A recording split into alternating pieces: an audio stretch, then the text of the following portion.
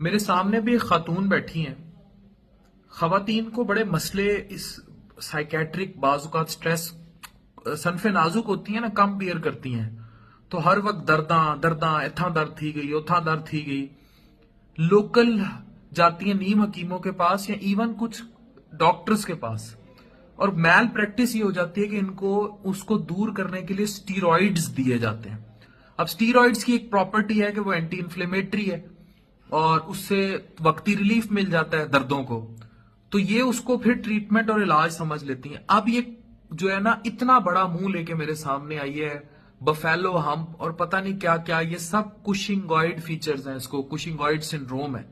उस स्टीरॉइड ने इसकी हड्डियां भी कमजोर की, अब दर्दें और ज्यादा होंगी, थोड़ी और बूढ़ी होगी टूट जाएंगी हड्डियां, और चेहरा भी सारा बिगाड़ दिया, खूबसूरती भी सारी ले ली। और किस्सा ये है कि दर्दा